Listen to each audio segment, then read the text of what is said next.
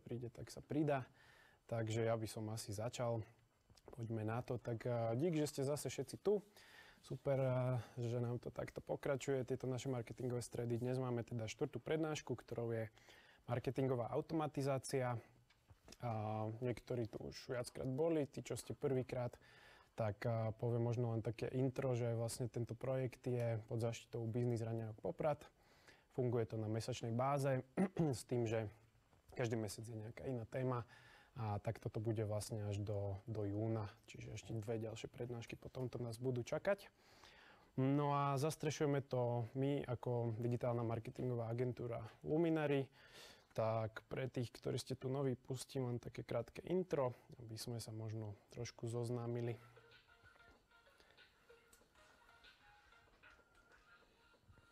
Takže sme malá digitálna agentúra, určená práve pre malých podnikateľov lokálneho charakteru a s ambíciou poskytovať vlastne také komplexné digitálne služby, aby sa vlastne tí malí podnikateľi nemuseli presúvať medzi 10 subjektami, ale aby to bolo všetko pod jednou strechou, koordinované a s nejakou vyššou stratégiou. Takže to len veľmi rýchlo o nás. No a poďme teraz už priamo na dnešnú prednášku. Takže je to rozdelené takto do takýchto 5 bodov. Takže postupne si prejdeme 42 typov. Zase bude toho celkom dosť, bude to instantné, výživné a verím, že si z toho niečo odnesiete a že každému z vás aspoň niektorá oblasť bude dávať nejaký zmysel, nejakú pridanú hodnotu. A teda prejdeme si týchto 5 oblastí.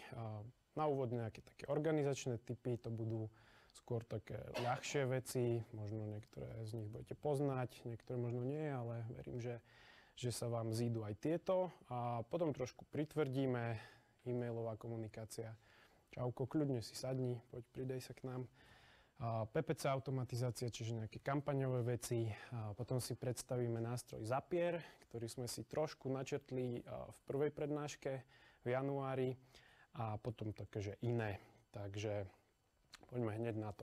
Možno na úvod, že čo je marketingová automatizácia, tak je to vlastne nejaká technológia, ktorá automatizovane riadi bez potreby manuálneho zásahu procesy, operácie, kampane alebo jednoducho komunikáciu medzi viacerými aplikáciami, kanálmi, technológiami a tak ďalej. Tuto máme 3 situácie, v ktorých je vlastne tá automatizácia vhodná. Čiže ak máte nejaké úlohy, ktoré sa vám opakujú pravidelne alebo v konkrétny čas, taktiež keď je potrebné vlastne presúvať nejaké dáta medzi aplikáciami a potom aj úlohy, ktoré sú často jednoduché, ale možno sa veľmi opakujú, zaberajú nám čas a nie je tam vlastne nejaká pridaná hodnota, keď na tom trávite čas, ale skrátka treba to spraviť. A je to v podstate taká trošku otrava. Tak v týchto 3 situáciách nám automatizácia vie dobre pomôcť. To bol úvod. Poďme teraz priamo na prvý bod. Automatizácia v organizácii, ale že organizácia práce, som tým myslel. Čiže máme tu najprv nejaké také organizačné typy. A ako som vravel, začneme trošku zľahka. Prvý taký typ je, že mesačný reporting. Ak máte možno nejaké pravidelné aktivity, ktoré si na mesačnej báze sledujete. Prípadne my ako agentúra máme klientov, ktorým mesačne musíme niečo reportovať. Veľmi dobrým nástrojom je Looker Studio od Google. To je vlastne nástroj zadarmo pre každého, kto máte Google účet. No a ten sa dá vlastne ponapájať ako keby na zase ďalšie systémy. V našom prípade je to napríklad teda reklamný systém Google Ads, v ktorom spravujeme kampane klientom. No a namiesto toho, aby som ja teraz exportoval alebo ručne prepisoval dáta každý mesiac, sa to dá takto vlastne automatizovane prepojiť do Looker Studia, kde klient vie dostať náhľadový link, je to vlastne zároveň potom aj interaktívne, no a real time si vie pozerať, že ako tá kampaň performuje, aké sú tam výsledky, koľko dosiahol čohokoľvek, čo ho zaujíma, kliknutí, zobrazení, konverzií, hej, a tak ďalej, čiže je to veľmi efektívna záležitosť a spôsob, ako vlastne posúvať klientské dáta ďalej. Dobre, ďalšia vec, monitoring konkurencie, toto je screenshot vlastne zo systému pre nášho vláda, fotografa, Vladimír Citriak. Pre ňo robíme takto, že nejaké SEO. No a máme tu vlastne na jednom takomto dashboarde konkurenciu práve Vladovú. Hej, a máme tu nejaké zoradené kľúčové slová, na ktoré sa snažíme rankovať. Čiže fotograf Poprad Vlado je prvý. No a teraz zase namiesto toho, aby som každý mesiac nejako vlastne prácne, manuálne zháňal tie dáta a prepisoval to, tak je nastavený jednoduchý takýto dashboard, prehľad, v ktorom Vlado kedykoľvek chce si môže pozrieť, ako sa vzhľadom na konkurenciu vlastne jeho pozícia v tom Google vyvíja. Takže to je konkurencia. Potom takéto, že Google Alerts, neviem, či to pozná niekto z vás, poznáte alerty? Opäť nástroj zadarmo od Google. Je to vlastne, alert je hlásenie, nejaká notifikácia, upozornenie. Čiže je to nástroj, v ktorom vy si nastavíte, čo chcete. My sme to mali takto nastavené pre ten náš rodinný podnik. Možno viete, že máme tie plte na Dunajci a tak. No a vlastne keď sme robili SEO, tak pre nás bolo veľmi podstatné získavať aj spätné odkazy na web. Hej? A teraz vlastne v tých alertoch sme si nastavili takto, že kľúčové slovo plte. No a za každým, keď na internete pribudol akýkoľvek obsah, to je úplne teraz jedno, že mimo našej domény alebo tak prišlo nám upozornenie, že je tu takýto nový článok s kľúčovým slovom plte alebo proste je tam niečo spomenuté o tých pltiach. No a pre nás to vlastne bolo veľmi efektívne, lebo sme sa vedeli možno s daným webom skontaktovať a ponúknuť, že dáš nám nejaký spätný odkaz alebo niečo a my ti dáme proste, môžeme to aj zaplatiť alebo nejaký barter alebo niečo podobné. Ale bez toho, že by sme alerty vlastne mali, tak nemáte šancu, že dohliadať na celý internet a kde, kedy, čo pribudne. Takže toto je veľmi, veľmi šikovný a napomocný nástroj Alerts. Dobre, ďalej, zase tí, čo ste tu s nami už dlhšie, tak toto je pre vás dobre známy nástroj, viete, že ho používame aj vlastne tie kampane, ktoré posielame, tie maily, ktoré vám prišli, chodia od nás z tohto nástroja, čiže je to primárne e-mailingový nástroj, ale vlastne dá sa využiť aj na organizáciu práce, potom management vlastne kontaktov a ku každému kontaktu sa dá niečo priradiť, čiže zase takto dajú sa tam robiť meeting reminders, čiže nejaké pripomienky meetingov, hej. Dal som tu na screenshot, čo prišlo napríklad ľudské, alebo potom aj mne do mobilu príde zase z druhej strany takto, že o hodinu mám stretnutie s tým a s tým a s tým formou SMS-ky, takže opäť v rámci tej organizácie, organizačných typov veľmi, veľmi efektívny nástroj, ako na nič nezabudnúť. V podstate aj pre marketingové stredy, zrejme, neviem, či ste si to niekto pridali do kalendára, ale ak ste to spravili, tak včera to vlastne cinklo, že dnes o 24 hodín je marketingová streda. Dobre, potom ďalší typ takto, že vytváranie dizajnov. Tuto máme Peťku Canva profičku, tak ona o tom bude vedieť určite oveľa viac, ale ja len tak načrtnem, že vlastne napríklad pre biznis raňajky, pre každé jedno vydanie my potrebujeme vygenerovať pomerne veľa grafických výstupov, lebo že každý systém, každá sociálna sieť, každá platforma, náhľadový obrázok na web a tak ďalej má proste špecifické rozmery, ktoré my musíme dodržať. Že nedá sa vyrobiť univerzálny obrázok, ktorý by sme niekam nahrali a teraz sa to prispôsobí, to sa nedá. No a teraz vlastne namiesto toho, aby sme každý jeden obrázok, že teraz vytvorím si 1000 na 1000 pixelov, 915 na 325 alebo niečo podobné, tak dá sa v Canve spraviť to, že vlastne tieto veci sú ako keby dynamické atribúty, ktoré keď sa nahrá do tej Canvy vlastne nejaký podkladový Excel, kde my mu povieme, že toto je proste nadpis, toto je speaker, toto je dátum a čas, toto je fotka, tak vlastne potom cez takúto fičúru, že Canva Automation, on to ako keby rozprestrie do všetkých tých pripravených templateov a vlastne na jeden klik ako keby máme vyrobených naraz proste 10 dizajnov. Takže tiež, neviem, Peti, využívaš to, či ani nie? Ja v podstate skôr akože učím, ako pracovať s tou Canvou. Ja osobne toto nepoužívam pre mňa. Jasné, jasné. Lebo ja robím v podstate inak veci. Jasné. A keď takéto veci, tak skôr potom zase vlastne cez ten bulk, čo je tam. Ale neviem, jak je teraz do slovenčiny. Takže hromadné nejaké nahrávanie. Hej, akože aj cez to v podstate sa to dá, hej. Hej. Dá sa to využívať na kopec vecí, keď potrebujem presne riešiť len tieto. Áno, super. Dobre, takže to je vytváranie dizajnov. Potom taká vec, ktorú možno poznáte, plánovať sociálnych sietí. Hej, keď opäť toto je screenshot z biznis raňajok. Keď proste naraz nám príde veľa podkladov, neviem, videa od speakerov, podklady, grafiky a tak ďalej, nejaké ďalšie veci, tak teraz je veľmi efektívne si na to proste na 2 hodinky sadnúť a takto to rozplánovať na každý jeden deň, čo má kedy ísť. Ako keď sa prihlasujeme každý jeden deň a teraz niečo tam vymýšľame live, lebo už to musí ísť von a teraz múza neprichádza a tak ďalej. Takže tento plánovač tiež veľmi fajn vec. Potom sú takéto aj agregátory plánovačov sociálnych sietí, ako napríklad Contentino alebo Hootsuite, ktoré, lebo to, čo som ukázal tu, tak to je napríklad iba pre Metu, hej, alebo teda Facebook, Instagram. Ale neviem odtiaľ to naplánovať LinkedIn, samozrejme, ale keď používate takéto plánovače, tak vlastne túto centralizovanie z jedného miesta viete ako keby obslúžiť naraz viacero sociálnych sietí. Čiže tiež veľmi efektívna vec. No a to boli organizačné typy, poďme teraz ďalej. Čiže e-mailová automatizácia, e-mailové typy. Úplne prvý základný, možno poznáte, využívate automatické odpovede. Ak viem, že idem na nejakú dovolenku alebo niečo, budem proste dlhšie neprítomný, tak nechcem úplne veľmi mojich klientov nechať čakať, že čo sa deje a teraz nebudú vedieť, že prečo mi neodpovedá. Úplne jednoduchá fičúrka, nastavím si automatickú odpoveď a klient hneď vie, že mu odpoviem o 3 dní, lebo som na dovolenke. Dobre, ďalší tip, najlepší čas odoslania. Opäť toto je to naše brevo. Keď posielame kampane, tak vlastne tamto vpravo je možnosť, že poslať teraz hneď, poslať na neskôr, naplánovať schedule a potom tam majú takúto, že AI vec, že send at best time. No a vlastne ten brevo tracker, samozrejme čím viac dát má k dispozícii, tým lepšie.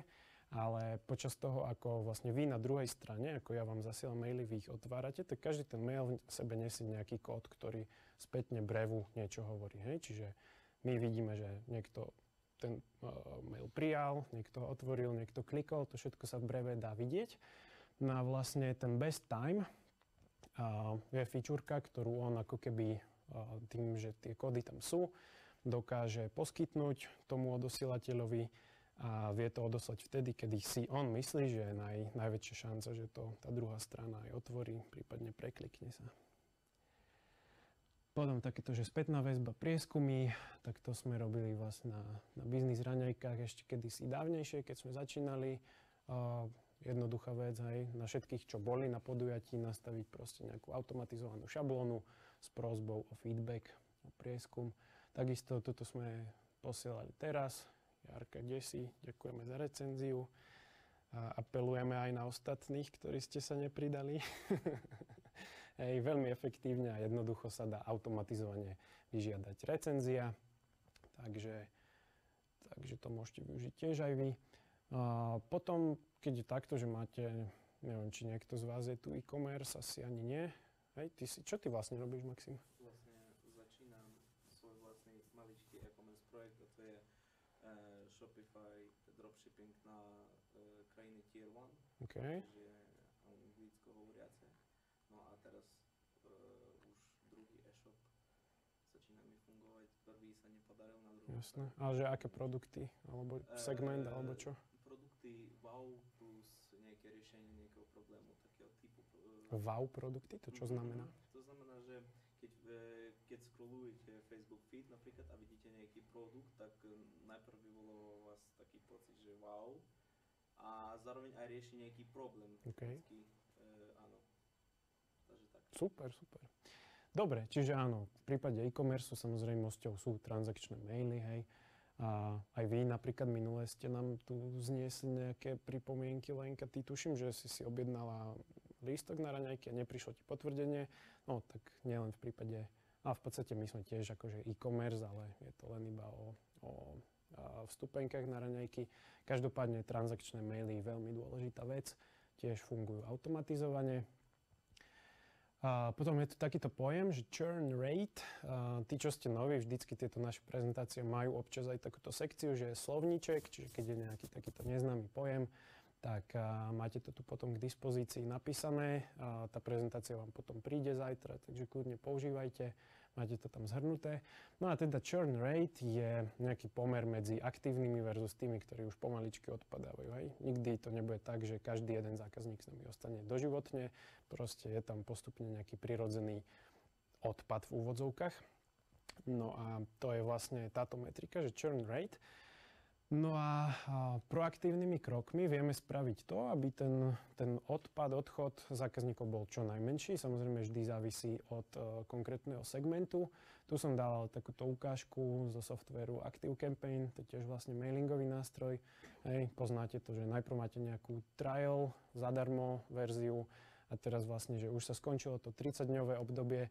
No oni namiesto toho, aby nás nechali len tak odísť, tak samozrejme nechcú nás stratiť a môžu nám poslať niečo také, že dobre, trial sa skončil, poďme to zoficiálniť a že keď ti to dávalo zmysel, tak kúp si aj platenú verziu. A vlastne toto tu sa dá využiť vlastne v akomkoľvek inom segmente, ale vždy samozrejme si to treba prispôsobiť na to, že čo máte za produkt a čo môže byť ten potenciálny záchranca toho zákazníka. Potom takéto, že cross-sell, upsell. Viete najprv takto, že čo sú tieto pojmy? Cross-sell, že mám nejaké produktové portfólio a teraz medzi produktami to krížim, to je ten cross, že predávam kategóriu A, ale môžem ponúkať zároveň aj kategóriu B. Upsell je zase, že ponúkam niečo vyššieho radu, že máš nejaký subscription na základnej úrovni, ale vlastne máme potom aj pro verziu, tak to je upsell. Tak tu som dal ukážku zase z tohto nášho penziónu, že vlastne máme aj to ubytko, aj plťa rafting na Dunajci.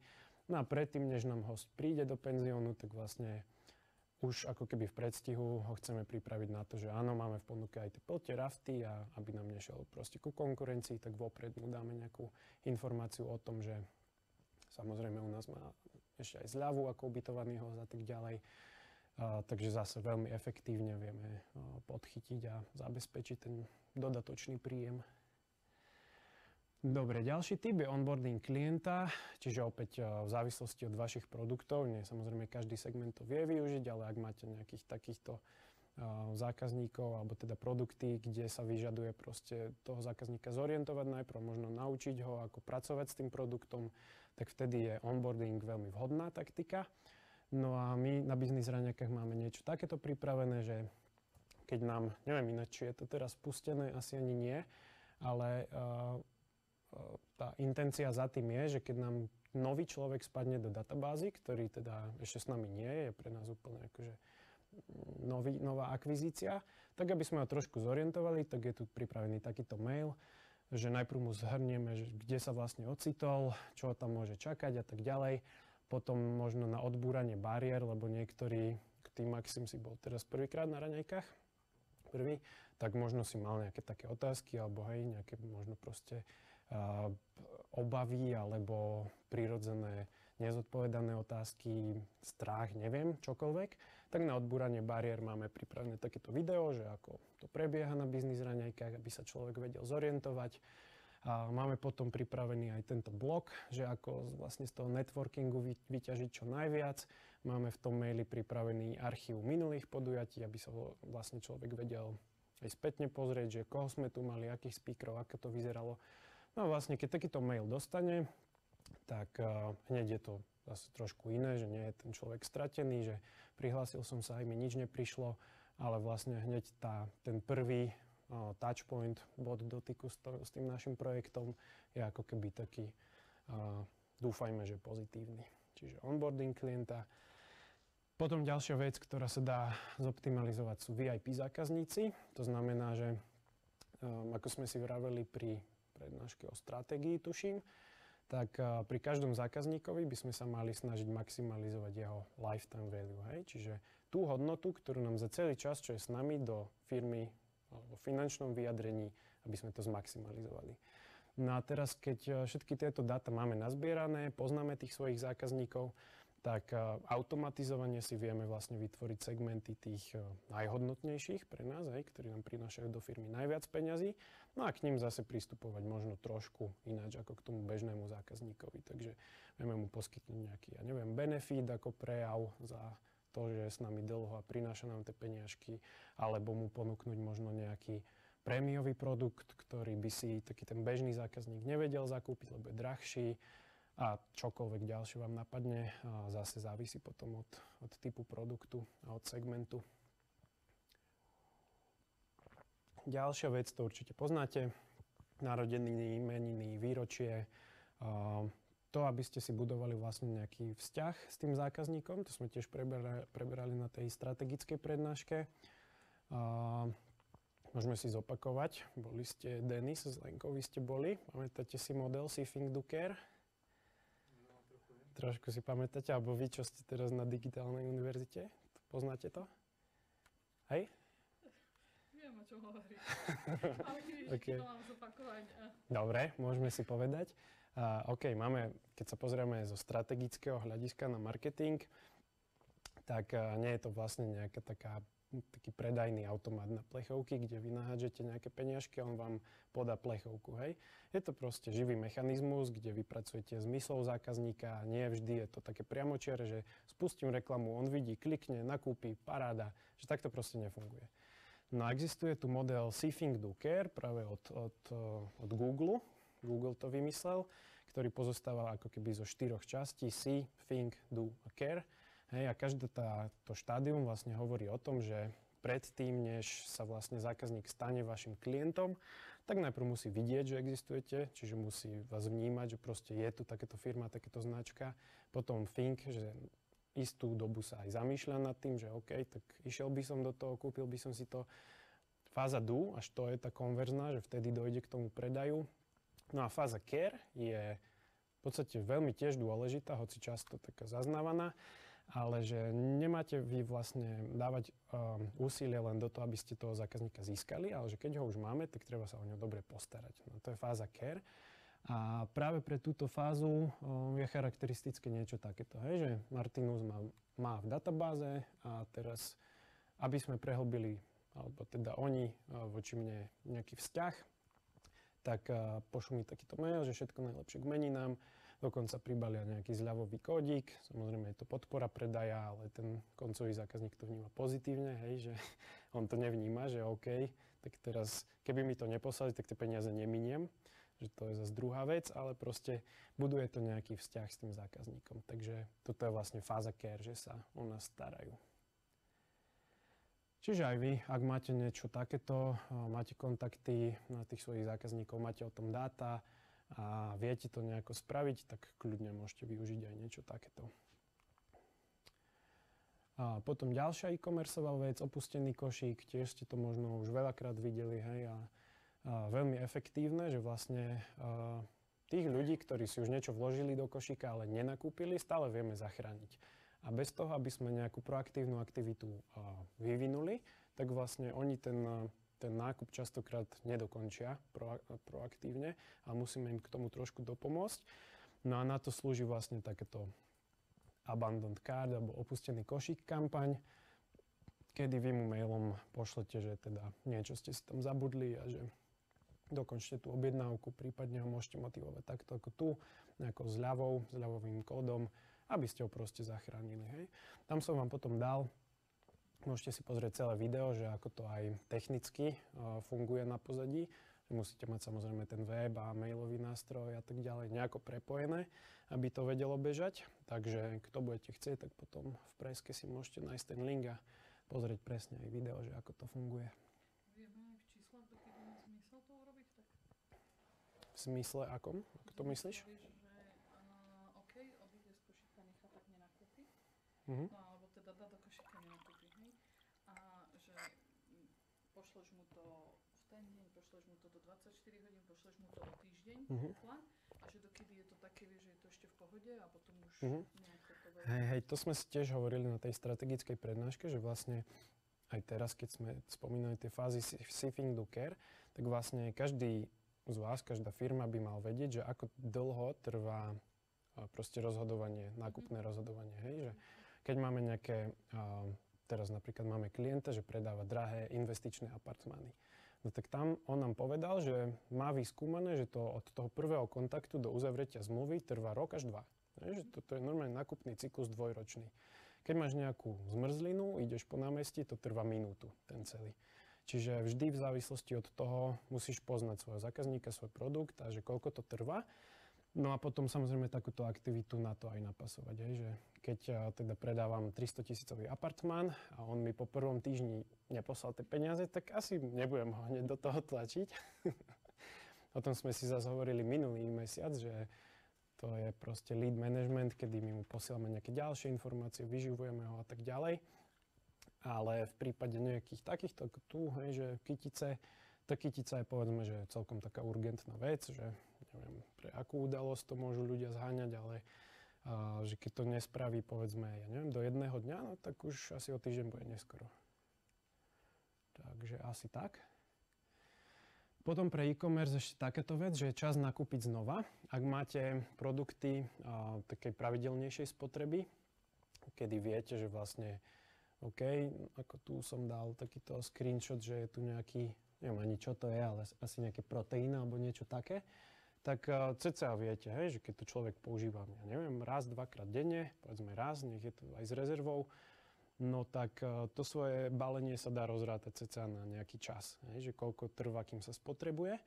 No a bude to trvať, ja neviem, napríklad mesiac, tak po mesiaci mu Rockin' Wellness môže poslať takýto mail, že pravdepodobne potrebuješ doplniť, no a bola by to škoda, aby si neprišiel o svoju dávku super suplementov. Takže sme tu, aby sme ti pomohli get some more. Hej? Čiže čas nakúpiť znova. Opäť nie pri každom segmente, že napríklad vy, Denis s Lenkou, asi to nebudete robiť, že nejaké to tetovanie, už by sa zišlo zás. No, ináč, keď sa... Hej, tak to by šlo. No, tak vy môžete spraviť nejakú segmentáciu, kde budete mať fakt, že heavy potetovaných ľudí a tým to môžete, že? Už mesiac si nič nedal. Takže takto. Potom samozrejme chýbate nám mail, klasický, tu som zase odfotil svoj vlastný, čo som dostal od CV. I tu na dole vyslovene píšu, že kde to je, že keďže sme o vás dlho nepočuli, bla bla bla. To všetko vlastne tie mailingové nástroje vedia, že ako náhle vy ako keby neotvárate tie maily alebo neodpovedáte a tak ďalej, tak on tie dáta má a vie vám automatizovane spraviť taký segment, že neangažované kontakty alebo nejak tak sa to volá. No a vlastne na takýchto môžete pustiť nejakú takúto pripomínaciu kampaň. Tam je možno taká trošku tenká hrana, lebo častokrát, keď vám ľudia nereagujú na tie maily, je to dosť možné, že ich proste ten produkt už nezaujíma. Hej? A vtedy paradoxne je lepšie tú databázu vyčistiť, lebo darmo vy proste neprekonáte ľudskú myseľ a teraz darmo budete tlačiť, keď on to proste nechce.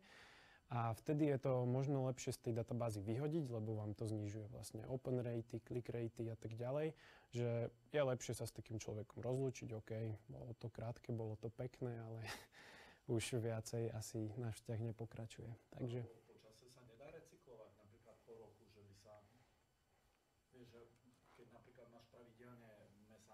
necháš si mesačného, ale potom raz, že či náhodou sa nechytí.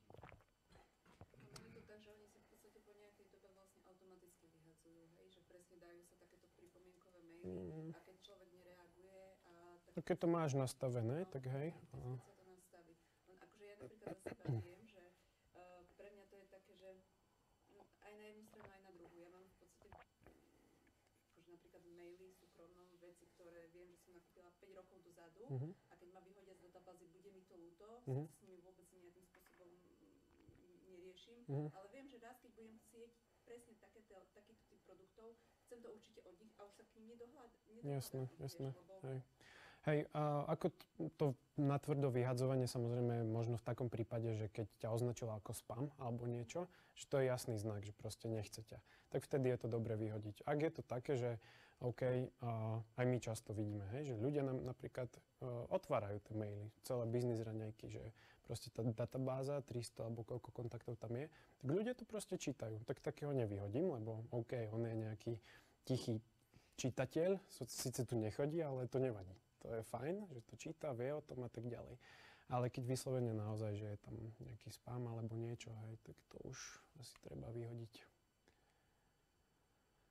Dobre, takže chýbate nám potom zase opačne, že uvítací mail, tuto ste od nás dostali, čiže zase to je možno podobné ako ten onboarding, že keď máte nejakú takúto, že ako my, agentúra, že vás v nej kvázi vieme privítať, alebo projekt biznis raňajky, tak je možno pekné poslať automatizovane nejaký takýto mail.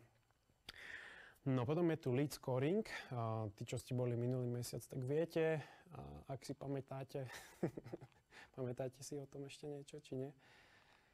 Tí, čo ste neboli, tak si môžeme povedať.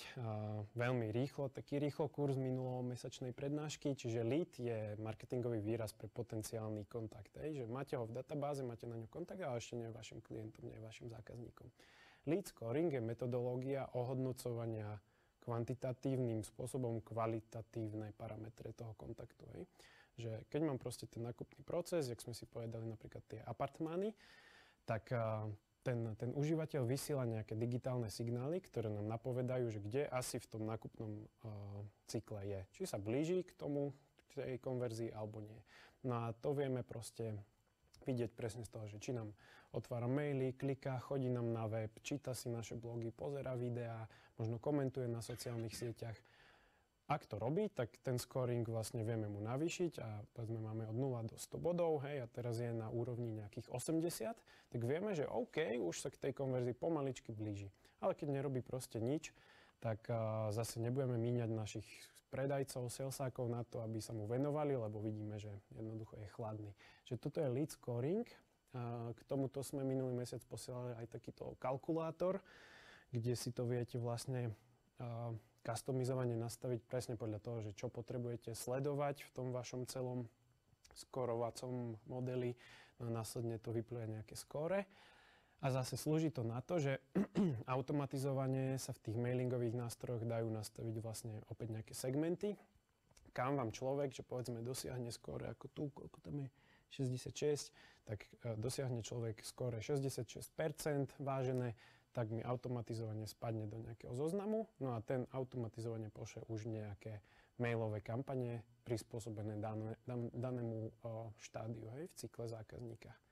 Také trošku komplikované, to už je pokročilá stratégia, ale je to teda tiež veľmi efektívne a automatizované.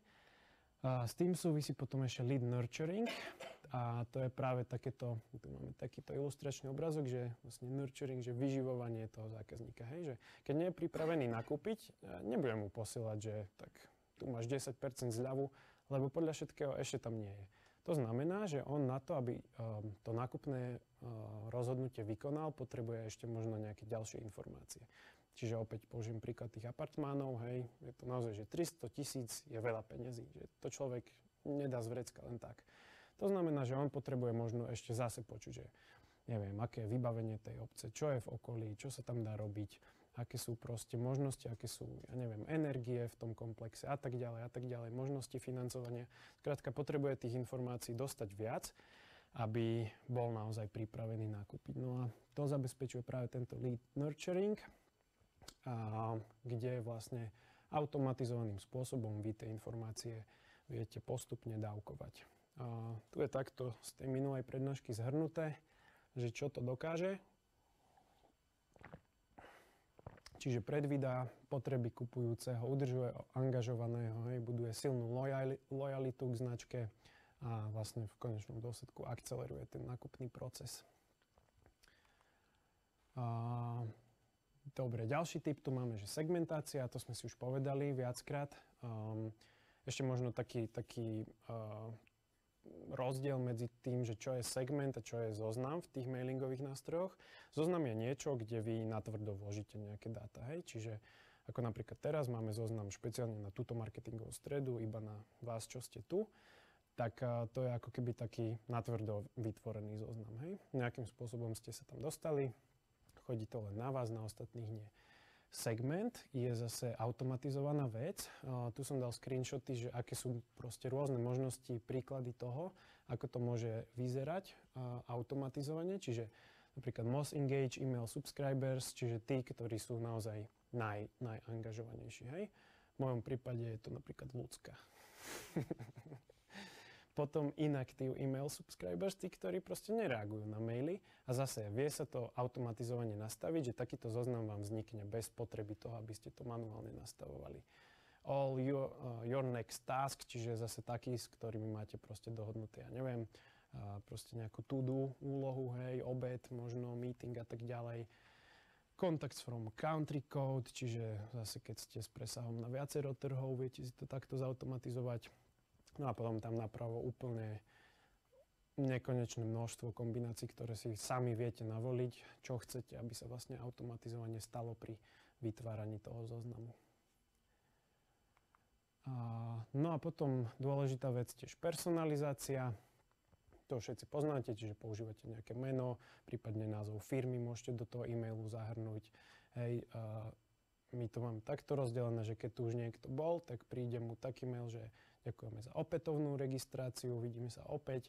Keď niekto príde prvýkrát, tak tá personalizácia je taká, čo sme si predtým ukázali, že vítaj u nás, si tu prvýkrát, hej. Čiže ešte aj takto sa to dá potom ďalej odlíšiť.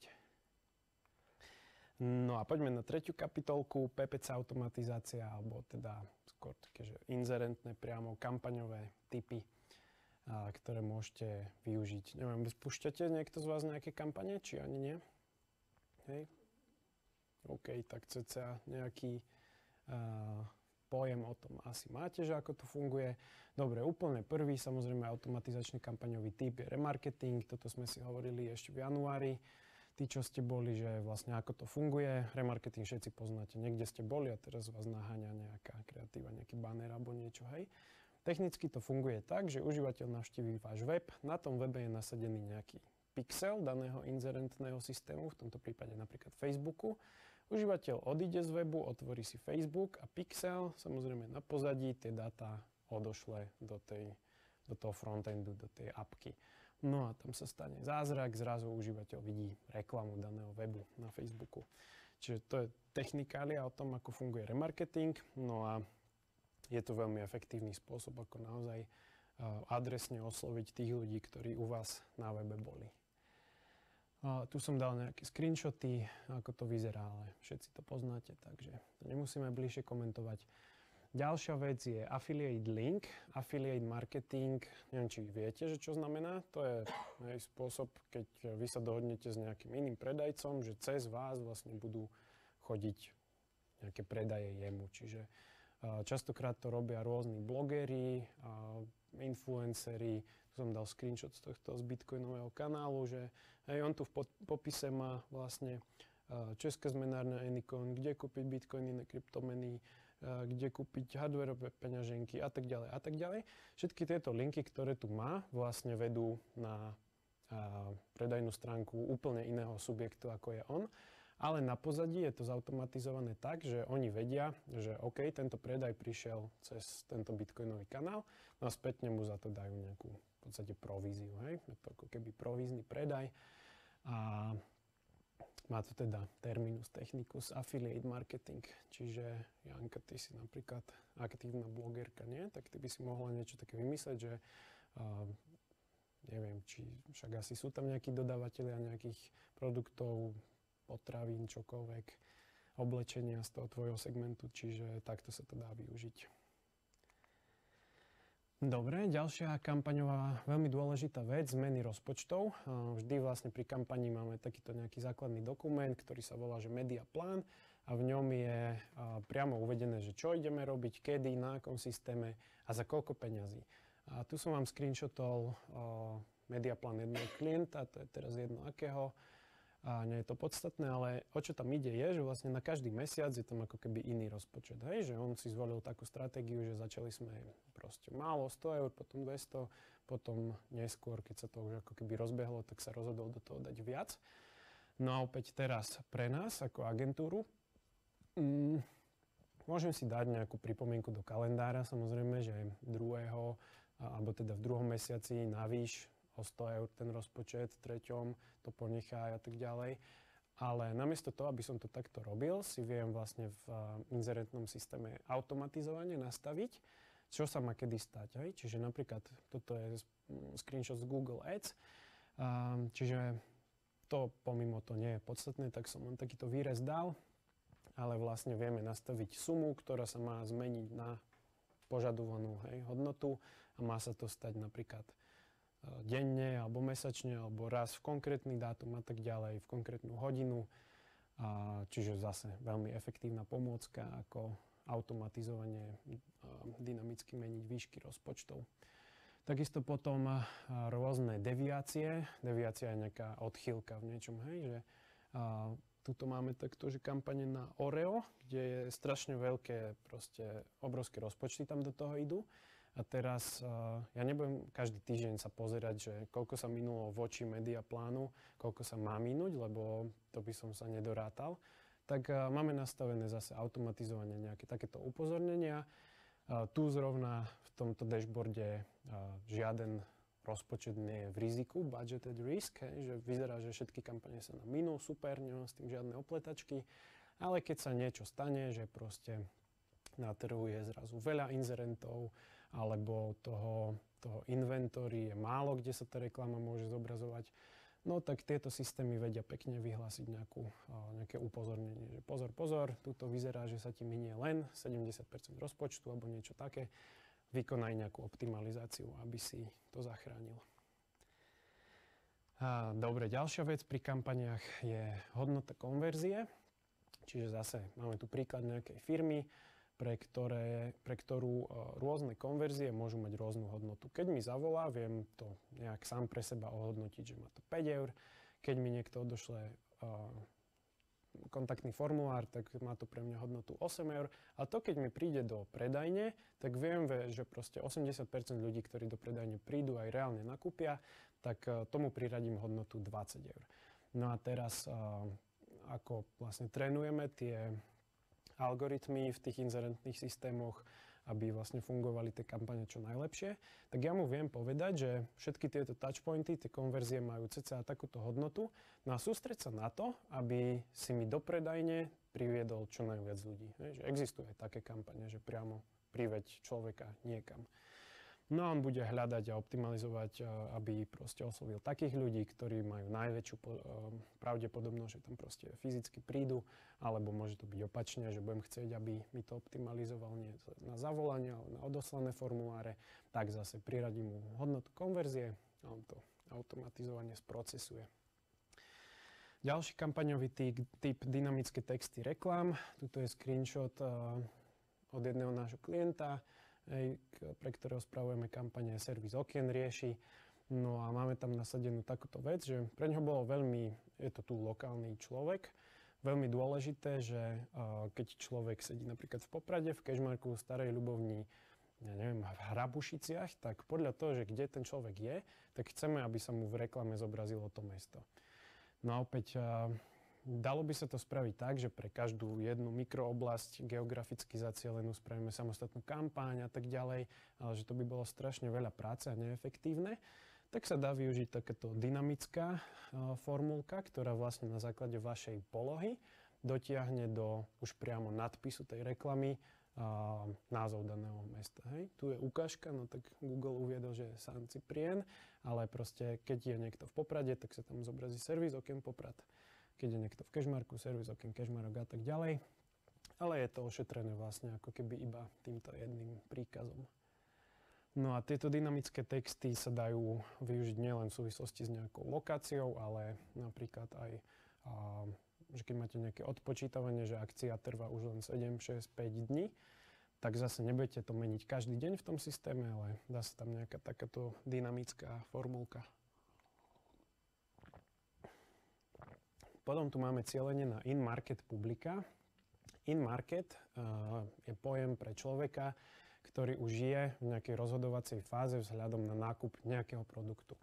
No a Google nám ako zadavateľom reklamy a inzerentom dáva k dispozícii proste obrovské množstvo dát, na ktoré vy môžete ako keby cieliť. No a tuto je aj uvedené, hej, že aké informácie aktívne vyhľadávajú alebo čo plánujú. Čiže do týchto publik vlastne spadajú všetci ľudia, ktorí sú v tom in-market, v tom procese nákupnom, kedy oni sa zamýšľajú, že si kúpia auto, cestovanie, možno dom, dokonca záhrada, čokoľvek. Máte tu oscreenshotované všetky tie kategórie, na čo vy viete cieliť. Čiže opäť, keď som tu hovoril o klientovi s tými rekreačnými apartmánmi, tak vlastne takú kampaň zacieliť ako keby na celú populáciu by bolo extrémne neefektívne, hej? Lebo že takých ľudí, ktorí si to môžu dovoliť, je povedzme 0,5% celej slovenskej populácie. A že keď my to zacielíme na vlastne segment nehnuteľnosti a potom to ešte keby sme si rozklikli, tak ešte viacej Google vie, že či chceš investičnú alebo proste nehnuteľnosť na bývanie, takže aj to sa tam dá pekne vybrať. Na takáto kampaň bude mať samozrejme oveľa vyššiu efektivitu. Takže tiež veľmi super vec. Potom DCO, to je že Dynamic Creative Optimization, dynamická optimalizácia kreatívy. Hej. To funguje zhruba tak, že máme nejakú technológiu, nejaký ad server, ktorý to všetko sprocesuje, deje sa to v milisekundách a kombinuje v sebe dve vlastne platformy, DMP a tam je chyba, CMP má byť Creative Management Platform. Čiže na tej prvej platforme vy máte nejaké dáta o užívateľovi, o proste vaše podkladové dáta pre tú kreatívu a v tej kreatívnej platforme máte už samotné podklady, hej, že ako to má vyzerať, aký obrázok, aký text, aké video, aké farby a tak ďalej. No a teraz tá mágia sa stane vlastne v tom ad serveri, že človek príde na nejaký web, teraz v milisekundách sa skombinujú dáta o ňom, čo vy máte u seba nazbierané s tými dátami, ktoré vy máte v tej kreatívnej platforme. No a tam sa vytvorí vlastne tá kombinácia tej výslednej kreatívy priamo ako keby ušitá na mieru tomu konečnému užívateľovi. No a to môže vyzerať rôzne, že napríklad tu je to optimalizované na základe, to som len stiahol niekde z internetu, to je teraz jedno, že čo to je, ale čo tým chceme povedať je, že vlastne je to optimalizované na základe mesta, kde sa ten banner zobrazuje. Hej, že oni nevytvárali ako keby v tomto prípade 8 bannerov, ale tu je nejaký opäť dynamický parameter, ktorý na základe geolokácie vloží priamo do tej kreatívy tú dynamickú hodnotu. Hej, že ahoj Bangalore, ahoj New Delhi, ahoj Mumbai, nejaké ďalšie mesta, ale je to vlastne iba jeden kreatívny súbor. A toto sa potom ako zobrazí na Facebooku? Alebo kde? Podľa toho, že kde inzeruješ, hej. Dá sa to na Facebooku, dá sa to na Open webe, čiže proste všetky weby, ktoré sú pripojené do nejakých inzertných systémov. Dá sa to spraviť na LinkedIne. Väčšinou je to tak, že všetky tie bežné weby sú v nejakej, voláme to, že Open web množine. No a potom na druhej strane máme také, že Walled Gardens, čiže uzavreté nejaké záhrady, ktoré do seba nechcú vpúšťať treťostranné merania, a to sú všetky Facebooky, YouTube, Pinteresty, Netflixy a tak ďalej, že oni sú extrémne uzavreté, nechcú si do seba púšťať ďalšie. Čiže preto vlastne, keď chceš inzerovať na Facebooku, musíš sa prihlásiť do business manažera Facebooku. Keď na LinkedIne, ale keď chceš inzerovať na nejakom webe, ja neviem, pravda.sk, tak ten je v Open Web nejakej krabičke. No a tam sa vieš dostať cez rôzne inzerentné nástroje, ako napríklad Adform, alebo aj Google má nejaký svoj, Google Display Network a tak ďalej. Takže to je vlastne jediný rozdiel, že či to máš Walled Gardens alebo Open Web. Dobre, tuto je ďalší príklad, že napríklad vložili tam dynamický časový údaj nejaký, prípadne toto vpravo je, že tam vložili dynamicky aktuálnu cenu zlata, že sa tam vyráta automaticky proste cena za per gram alebo čo, že save 10, neviem čoho, asi indických rupí alebo čoho na gram, no a to sa automatizovane vyrátáva v čase podľa toho, ako sa vyvíja kurz.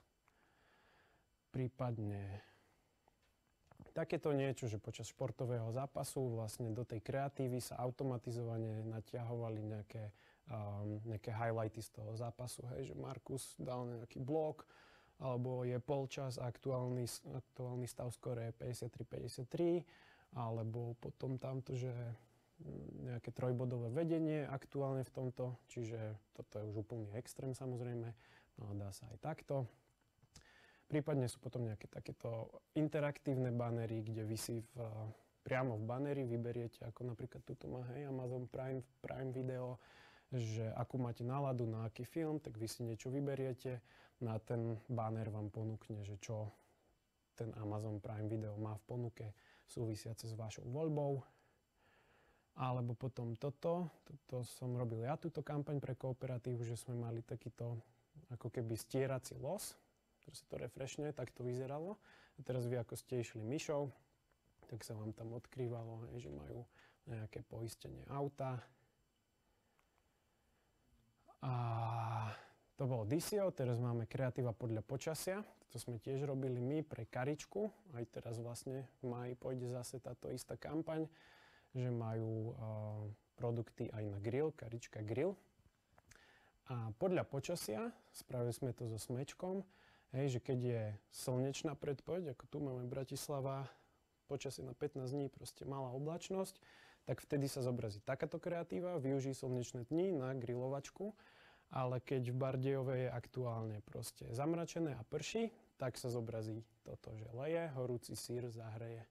Takže aj takto sa to dá podľa aktuálneho počasia, podľa premávky, podľa toho, kde sa napríklad auto nachádza, toto je zase cez navigáciu Waze, keď poznáte, tak dá sa tam spraviť, že napríklad nejaký slovnávd alebo niečo, keď sa priblížite k jeho nejakému okruhu, tak môžete zobraziť takúto kreatívu na nejaké hotdogy, paliva, čokoľvek. A dokonca podľa okolo idúceho to zase zabezpečujú rôzne firmy, napríklad ako táto Lurity, kde vy máte nejaký outdoorový panel, ktorý má v sebe integrovanú nejakú smart kameru, ktorá vie rozpoznávať tváre, ako napríklad tu, že detekuje, že ide okolo muž, 30-tník, žena 28. Tak v takom prípade, neviem, ponúkne nejakú, že baby, zameranú kreatívu alebo niečo. Keby šiel muž sám, tak tam vie zobraziť proste niečo týkajúce sa mužov a tak ďalej. A zase tých možností cielenia tam je strašne veľa. Čiže, inak z toho srandovne, že tu na kadejakí ľudia sa tak bijú, že moje dáta nikomu nedám, ale že čo všetko u nás vedia reklamné systémy, tak to ani netušia všetci títo. Dobre, ďalší typ pri kampaniach je automatický bidding. Asi to je trochu malé, ale nevadí, povieme, že čo tam je. Vlastne, keď máme nejaké kampane v Google Searchi, tie sa zobrazujú na základe kľúčových slov, to možno viete. Tu je oscreenshotovaný zoznam kľúčových slov z jednej našej kampane, čiže každé jedno kľúčové slovo, tam vzadu, posledný stĺpček, má nejakú priemernú cenu za klik. Že koľko inzerent Google platí, keď človek klikne na reklamu súvisiacu s kľúčovým slovom drevoplyn, tak vtedy je to napríklad že 51 centov. Kotovna, tu je palivo, 30 centov. No a teraz, keďže každé kľúčové slovo má tú cenu za klik úplne inú, je pre nás totálne nereálne, aby my sme každý jeden deň pozerali a teraz ponúkali, že na toto kľúčové slovo ponúkam 50 centov, na toto 30. Ale máme samozrejme k dispozícii automatický bidding, ktorý to vlastne urobí za nás. No potom je tu ešte takáto vec, že spúšťanie podľa času. Toto sme robili tiež my, nie cez Luminary, ale pracujem ešte pre jednu mediálku, kde máme všetky tieto veľké brandy. No a mali sme študentskú pečať kampaň, ktorá išla na všetkých týchto obrovských LED plochách, ktoré sú pri Teskách. No a tam sme to mali napríklad, že tá reklama bežala iba v pondelky a piatky od 7. do 9. a potom od 16. do 8. kedy sú vlastne tie píky, kedy sa ľudia najviac presúvajú a kedy je najväčšia šanca, že to uvidí čo najviac ľudí. No a toto sme si ako keby vedeli tiež priamo my nastaviť u seba, že kedy chcem, aby tá obrovská plocha spustila outdoorovú digitálnu reklamu podľa času. No a samozrejme tiež podľa zariadení, takže viete, ak chcete a dáva vám to zmysel, cieliť separátne iba na mobily, tablety, notebooky alebo televízory. A to môže byť relevantné, opäť tam máme jeden screenshot z tej kampane Kooperatívy, čiže tam to bolo presne v tej aplikácii Waze, kedy sme vedeli, že určite teda cieľime so 110% pravdepodobnosťou na proste šoférov, lebo keď v tom aute si, tak potrebuješ určite to autopoistenie. A prípadne nejaký, že Samsung môže zacieliť iba na Samsung zariadenia so svojou nejakou cross-sell ponukou ďalších nejakých feature. Dobre, toto bola ďalšia veľká oblasť týchto PPC automatizačných typov. No a poďme na posledné dve. Už sa pomaly blížime k záveru. Máme tu takýto fantastický nástroj Zapier. Opäť pustím krátke video. To je ich reklama.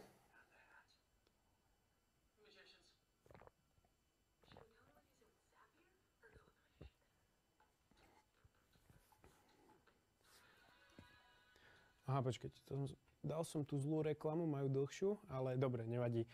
Ide tam o to, že vlastne ten pohovorujúci sa ich pýta, že ako robia nejaké procesy vo firme a tak, a oni uvažujú nad tým, že povieme mu, že používame Zapier a proste ukazujú si tam nejaké tajné znaky a on na nich pozerá, že čo? Lebo je to naozaj fantastický nástroj, takže poďme sa pozrieť na to, že čo všetko dokáže spraviť. Zapier funguje vlastne na API princípe, kde vy si ponapájate ako keby do jedného nástroja totálne v podstate všetky nástroje, ktoré bežne používate. Či už je to nejaké Google produkty, nejaké, ja neviem presne, Canva, nejaké, teda nie, Canva myslím práve nemá API, ale nejaké organizačné veci, Shopify, Outlooky a tak ďalej. A ten Zapier spraví tú mágiu, že tam sa to proste stane a on prepojí jednu aplikáciu s druhou. Aby to bolo možno lepšie zrozumiteľné, poďme sa pozrieť na konkrétne príklady. Čiže my to napríklad využívame takto na lead management, čiže máme prepojené v tomto prípade 3 nástroje. Google Ads, Google tabuľky a Gmail. No a tento Zapier spraví to, že keď nám kampaň vygeneruje nový lead, nového potenciálneho zákazníka, ktorý nám odoslal kontakt, tak automatizovane v tej Google tabuľke vytvorí nový riadok, kde naniesie meno, priezvisko, telefónne číslo a tak ďalej. A zároveň automatizovane pošle zákazníkovi mail na jeho Gmail, alebo teda akúkoľvek inú adresu, že pribudol ti nový lead, pozri sa na to a skontaktuj ho. Bez toho, aby sme mali Zapier, a v podstate nevieme to jednak spraviť real time a po druhé je to extrémne proste manuálne náročné, že to je neudržateľné, aby teraz každý jeden, čo pribudol, sme tam prepisovali a teraz volali, hej, tu ho máš, obvolaj ho, takže Zapier to dokáže spraviť ako keby za nás. Ďalšia vec, CRM automatizácia, čiže zase, keď nám do breva, to je ten mailingový nástroj, čo som spomínal, pribudne nejaký nový kontakt, ktorý tam predtým nebol, tak ten Zapier automaticky vytvorí v našom CRM systéme, ktorý je zase že monday.com a ako keby nový riadok pre toho nového človeka. Zase, keby som to mal robiť automatizovane, je to extrém, lebo proste tých kontaktov, však poznáte to, nabieha vám tam stále každý deň strašne veľa. Ďalšia vec, ktorú vie spraviť, sú takto, že automatizované prílohy. Čiže keď vám z Gmailu príde nejaká príloha, viete tam dať ešte nejakú podmienku, že keď sa niečo stane alebo splňa nejaký parameter, tak iba vtedy to spusť a on dokáže vlastne automatizovane uploadnúť tú prílohu na váš Google disk. To sú len 3 také ukážky, ale akože tých využití je extrémne množstvo, že on všetky tie aplikácie, ktoré bežne používate, dokáže jednoducho medzi sebou prepojiť, aby sa rozprávali. Takže toto je úplne fascinujúci nástroj. No a máme tu poslednú skupinu nejakých iných automatizačných typov. Takže poďme na to. Prvým z nich je dynamický web obsah. Tu máme screenshot z jednej web stránky, ktorú nám práve ten náš klient, čo robí ten servis okien, poslal, že toto je vlastne jeho konkurencia. Ale majú to veľmi pekne spravené, že na základe vašej polohy priamo na webe sa vygeneruje, hej, že keď sme teda my v Poprade, tak sa tam zjaví, že volíte servis _Poprad. A takto to funguje geolokačne, lebo majú ako keby pokryté celé Slovensko. No a keď ten človek nesúhlasí s cookies, tak potom to nefunguje, ne? To nemá nič z cookies, lebo to berie, ty máš nejakú IP adresu a ty sa nachádzaš tu, keď nie si na nejakej VPN-ke, vtedy to môže Hej, že ja keď som na VPN-ke, tak by tam bolo, že Bratislava, aj keď som tu, ale berie to z IP adresy, čiže to z cookies nesúvisí. Potom ďalšia vec je takýto, že web push. Tu som screenshotol z sky.sk. To možno poznáte, že niekedy vám to vyskočí, že stránka vám chce posielať odporúčania, alebo upozornenia, teda lepšie povedané. No a to, keď mu povolíte, tak vlastne potom na vašom normálne desktope dole vám môžu vyskakovať nejaké také baneriky. To sa volá web push. Chatbot, to je už taká oldschoolová vec dnes, v dnešnej dobe, ale vlastne vy si viete vymyslieť nejaký základný strom odpovedí podľa nejakej vašej internej logiky vašej firmy, že keď sa človek pýta na to, tak proste chatbot mu odpovie to alebo to a on ďalej sa preklikáva. A potom tu máme taktiku, že social listening, to je zase trošku taká pokročilá vec, ale extrémne hodnotná, ak s tým vedia firmy pracovať. Čiže je to nejaká metodika aj pre monitoring vlastne sociálnych sietí ohľadom zmienok vašej značky, alebo konkurencia, alebo nejakého kľúčového slova. Čiže využívajú to možno skôr také väčšie značky, ale máme tu aj príklady uvedené, že napríklad máme tu firmu Zappos, to sú, tuším, nejaké topánky predávajú, alebo niečo také. A máme tu užívateľku Twitteru, ktorá napísala, že aplikácia proste ma nechce pustiť zaplatiť cez Afterpay na žiadnom mojom zariadení, ale zároveň je to jediné miesto, kde sa viem dostať vlastne k už odoslanej objednávke a customer service jediné, čo mi na to povedali, je, že veľa o tom počujú, ale nič s tým nevedeli spraviť. Čiže je to naozaj pre mňa veľmi frustrujúce, viete mi niekto pomôcť.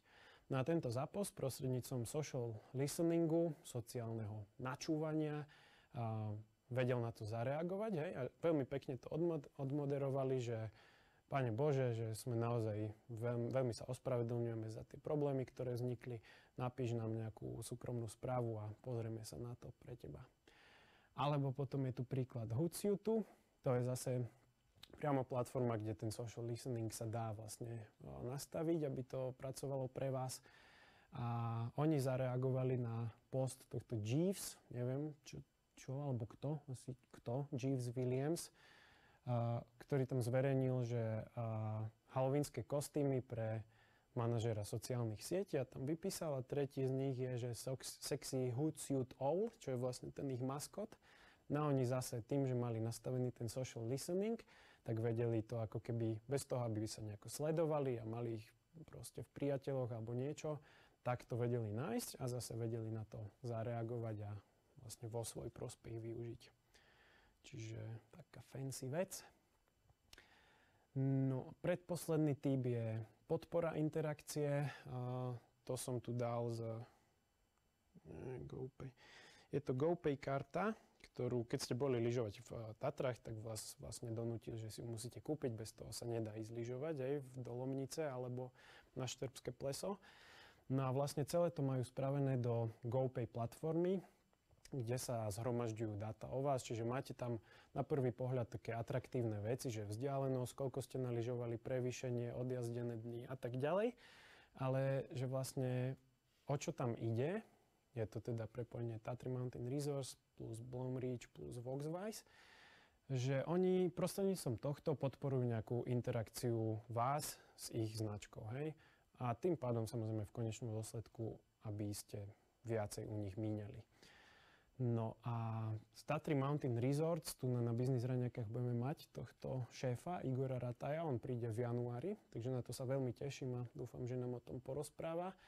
A potom Bloomreach, poznáte tú firmu? To je, že Exponea, bývalý názov, tak to je váš hrdina, pán Pastier, ktorý tiež príde.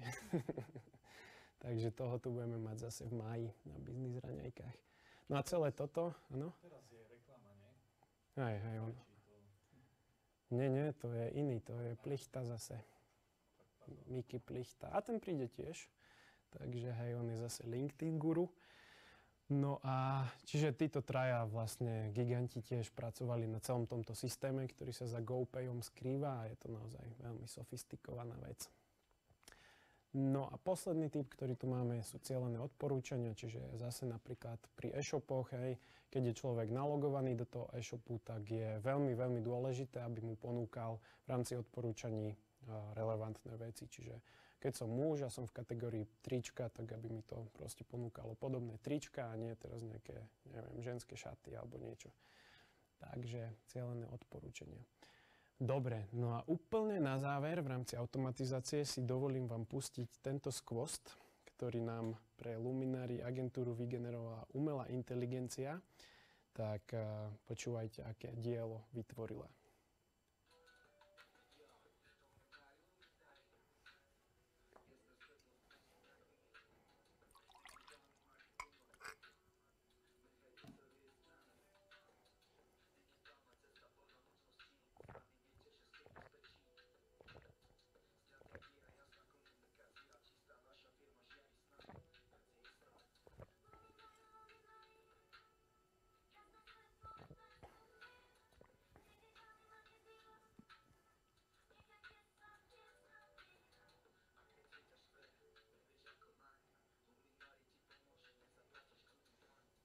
Oh yeah. A ide to aj ďalej. Akože je to fascinujúce, toto je naozaj, že cez umelú inteligenciu vygenerované. Text som dal napísať, ale trošku som ho potom upravil, lebo tie rímy boli také kostrbaté. Ale hudbu aj vlastne spev vygeneroval, už teraz neviem, jak sa volá ten nástroj, môžem to pozrieť, ti potom pošlem. No a video som spravil v Canve, ale akože šialené. Video si robil cez AI, či normálne? Nie, to som iba do Canvy nahodil a titulky som tam proste manuálne vložil, ale že takto sa to už dá v dnešnej dobe spraviť, tak to je úplne fascinujúce. No, to je presne tak. Dobre, čiže to bola posledná vec. Prebrali sme si teda nejaké organizačné typy, e-mailovú automatizáciu, kampaňové typy, potom je tu ten Zapier, no a posledná kapitolka boli iné automatizačné typy. Takže držíme vám palce, verím, že vám to niečo prinieslo, aspoň niečo z toho budete vedieť implementovať aj vy do vašich firiem.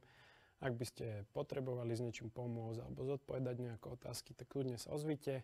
Ak budeme vedieť, tak pomôžeme a ďakujeme, že ste tu boli. Ak máte ešte nejaké otázky, tak kľudne môžeme teraz prebrať. No, tvoja agentúra toto všetko robí, čo si tu predstavuje? Nie úplne všetko, ale veľkú časť, hej. No, ja som teraz úplne, ja som tu prišla a som si myslela, že, no neviem, som to neočakala, ale som úplne taká z toho, že tu veľa toho zaznelo. A niečo mi prišlo, že OK, jasné, ja som prišla na to, že žijem v úplnej bubline, hej, pretože proste robím ten online, som iba na tom Facebooku, niečo také ako open web som bol, ako doteraz mi to ani nenapadlo. A vlastne mám teraz to taký ten pocit, že OK, tak niečo viem použiť, ale niečo mám pocit, že neviem, že musím byť firma, ktorá má aspoň 50 zamestnancov, aby Jasné, ten pocit je úplne akože relevantný, lebo hej, nie všetky typy, ktoré sme si ukázali, sú proste použiteľné pre nás, normálnych malých, malé subjekty, ktoré tu sme, že nejaký social listening o svojej brand asi nebudeš používať, alebo dynamickú optimalizáciu kreatívy. Konkurenciu môžeš sledovať, ak máš takú veľkú, hej, lebo keď si... No, jasné. Hej. Skôr to bolo také, že aby ste možno o tom mali prehľad, že takéto veci existujú vôbec, že sa to dá spraviť. A možno to nepoužiješ teraz, možno nikdy a možno príde niekedy čas, že aj spravíš. Jasné.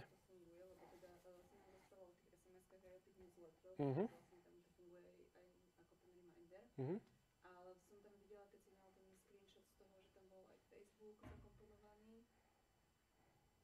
Breve. Keď si tam potom išiel na tie newsletter. Počkaj. To mal na začiatku a potom to ešte raz. A som to úplne teda, že vlastne ako to funguje, ako nejaká takýsta platforma, pod čím máš že všetko, alebo... Neviem úplne, čo myslíš, ale však môžeme to preklikať. Toto boli takto, že meeting reminders a tu boli tie screenshoty z breva. Nie, to také, že ten remarketing asi hovoril. Nie, potom druhýkrát, keď... Plánovať sociálnych sietí sa týka Facebooku. Remarketing, že by? onboarding klienta, bla bla bla, lead nurturing, uvítací mail. 49. Či nie? Nie, to bolo Tak neviem, opíš, že čo tam bolo a prídeme na to, alebo že kam smeruje tvoja otázka. Ty sa pýtaš, že či z jedného miesta vieš, toto bol najlepší čas odoslania, kedy sme si hovorili o tom, že brevo vie poslať nie v daný čas. Áno, ale v podstate tu máš, to je ako keby teda to bolo v tom breve, ak to správne chápem. Áno, toto sa teraz týka, počkaj, tak to som chcel, iba mailov. To sú maily, hej, v breve. V podstate tam, počkaj, lebo teraz som slepá, ale je tam aj Facebook, je tam aj SMS-ky, je tam aj Len dvečiť, dobre. WhatsApp, Joj, hej. áno. Aha, na to sa pýtaš, OK, áno, dá sa to integrovať do breva. Pre SMS-ky musíš tam mať nejaký predplatený kredit, aby si to odtiaľ vedela obsluhovať. Pre Facebook musíš mať platenú verziu breva za, neviem, nejakých 20 eur mesačne. V podstate je to celkom dostupné. A áno, potom to vie spraviť to, že vlastne, keď máš minimálne že 20 ľudí, čo je proste strašne málo, ale on to dokáže, tak vieš priamo z breva pustiť Facebookovú kampaň, ktorá sa bude zobrazovať proste priamo danému človeku. To nastavuješ ako štandardný Facebook, hej?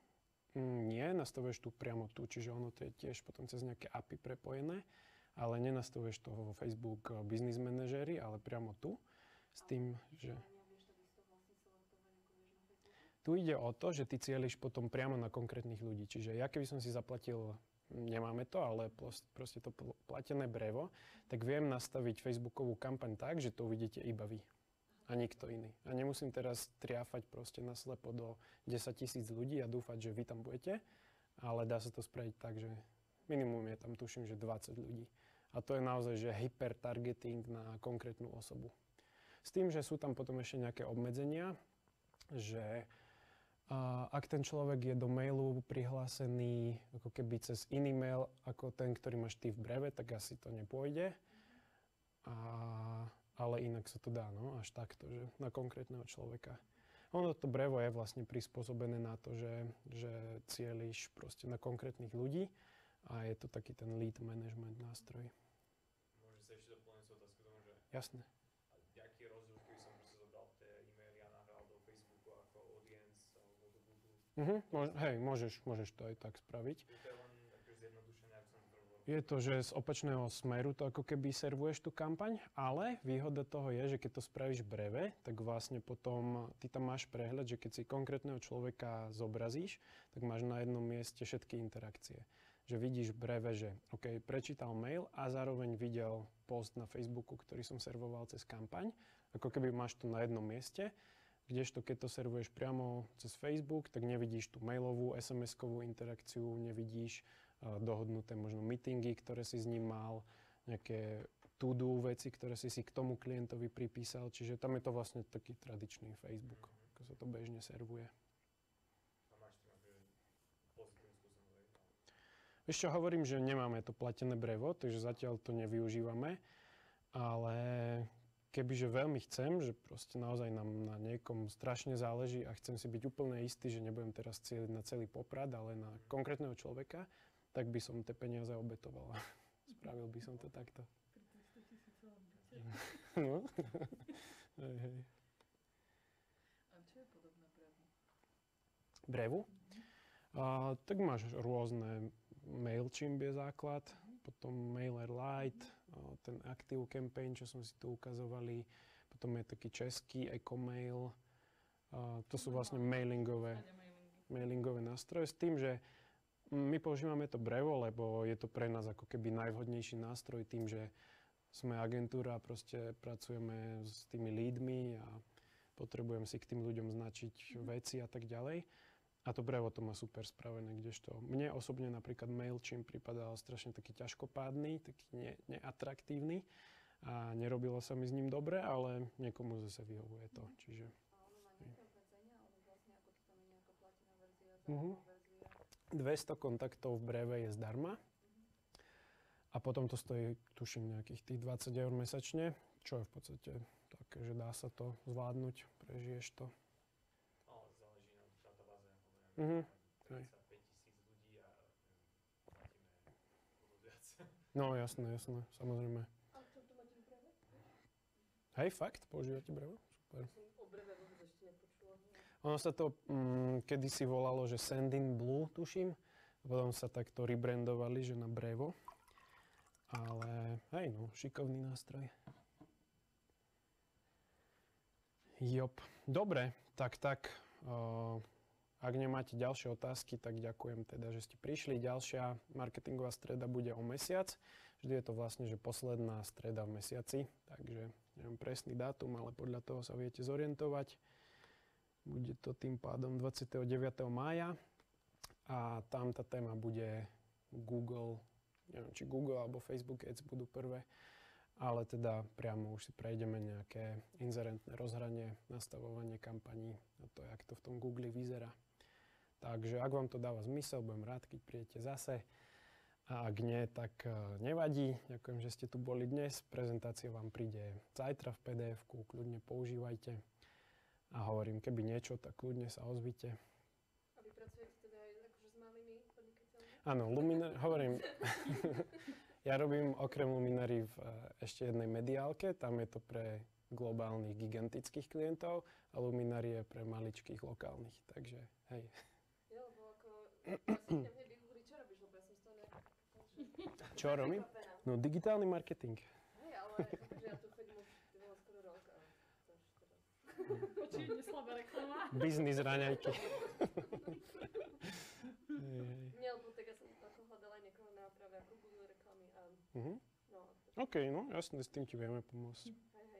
A nevieš mi ešte prosím ťa povedať k tým open webom, to tak zaujalo, že kedy, alebo pre koho je toto vhodné, alebo respektíve akoby rozmýšľam, že ako by som to mohla využiť. Teda na tom Facebooku, na Instagram samozrejme ja dávam veľa peniazy do reklamy, teda veľa, no proste niekedy stovky, niekedy tisícky, záleží, ale proste akoby rozmýšľam, že kedy je možno ten čas ísť možno na tie open weby. Jasné. Alebo do akých okolností. O tom sme hovorili tiež pri marketingovej stratégii, že vlastne máš ako keby pri tom marketingu dva také základné pohľady na kampane. Že buď robíš výkonnostný marketing, to je to, čo robíš ty, kde ty vieš priamo nejako vyčísliť, že čo ti to prinieslo, je to zamerané na nejaký výkon, na nejaké konverzie, hej? Čiže v tvojom prípade sú to asi čo, registrácie na webinár predpokladám, alebo niečo také. Áno. Tak to je performance, výkonnostný marketing.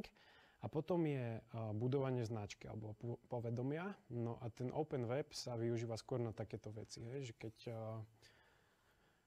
pustíš nejaké banery, nejakú banerovú kampaň alebo nejaký článok využívaš na nejakom médiu, tak vlastne využívaš kredibilitu toho média, ktoré ako keby píše o tebe a buduješ si proste povedomie, ale nepozeráš sa vtedy na to, že koľko ti to prinieslo registrácií, ale sleduješ tam skôr také, že koľko ľudí proste relevantných si zasiahla, koľko z nich vedia o tebe, že existuješ a vyhodnocuje sa to potom tak, že ty sa opýtaš človeka, že poznáš joginku Janku Gurníkovú a on povie hej alebo nie. A to je také, že podporená znalosť o značke. Alebo potom máš takzvané, že top of mind, že ja sa ťa opýtam, že OK, viem, že sa venuješ ajurvede, povedz mi nejakých inštruktorov, ktorí ponúkajú nejaké kurzy alebo webináre online. No a ty chceš zabezpečiť týmito aktivitami to, aby ten top of mind, ten prvý, čo ti napadne v zozname, si bola ty. A to majú práve za úlohu ako keby tie awarenessové kampane, tie banery, videá, proste články na tom open webe. No a je také odporúčanie, že vlastne by sa malo dávať, že 60% rozpočtov skôr do tej brandovej komunikácie, awarenessovej a 40% do výkonu. Ale reálne tie dáta sú také, že asi 80% sa robí performance a 20% nejaký brand alebo awareness.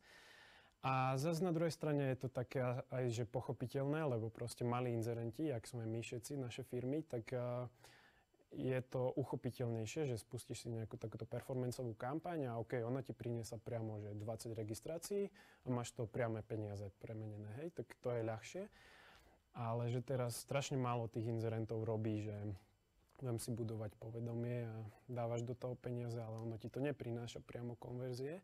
ale skôr je to taký dlhodobý pohľad na vec, že teraz nebudem sa pozerať, že čo z toho mám tento mesiac, tento pol rok, ale skôr takto, že neviem, 5-10 rokov a kontinuálne, keď na tom robíš, tak proste po nejakej dobe už potom naozaj sa staneš tým top of mind a silná značka, to už sa hýbeme proste úplne v iných marketingových sférach, že silná značka robí proste potom úplne že iné výsledky, ako keď je to nejaký neznámy malý produkt. Takže Keď sa ako rozprávame do tej investície na reklamu, do niečoho takého ako je open web, tak sa rozprávame proste, alebo v mojom prípade teraz, alebo v mojom prípade teraz konkrétne, som vlastne solo.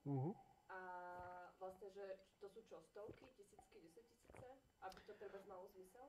Super otázka, presne tak, že aby to malo zmysel, lebo na to, aby Evernessová kampaň mala nejaký výtlak, tak potrebuješ človeka zasiahnuť proste 7-10 krát, aby to videl. Samozrejme dobrým formátom, čiže ideálne sú videá, lebo je to audiovizuálny formát. No a ty môžeš ísť v tomto prípade napríklad na YouTube, lebo to nie je síce open web, ale proste každý používa YouTube. Je to extrémne lacné a vieš prostredníctvom videa predstaviť seba relevantnému človeku. Kdežto keby si išla na nejakú pravdu alebo niečo, nejaké že široko zásahové médium, tak tam je vlastne oveľa nižšia pravdepodobnosť, že trafíš tých svojich.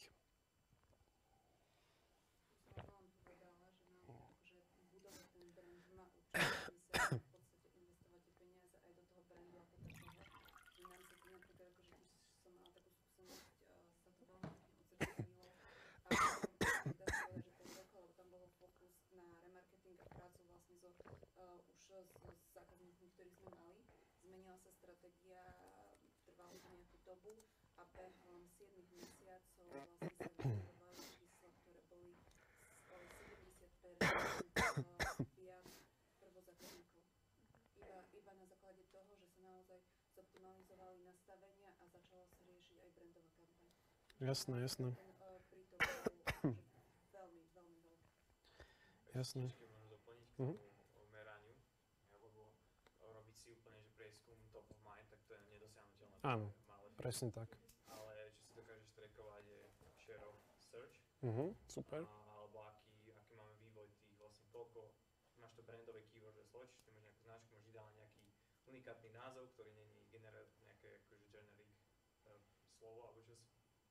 A viem si sledovať teda vývoj, ako sa to, či teda mi to stúpa z roka na rok, ako sa to mení a ak mám nejakých reálnych konkurentov, tak si vieš urobiť takú proste maticu a kontrolovať si, kto má. Lebo tam je obrovská korelácia medzi potom share of market.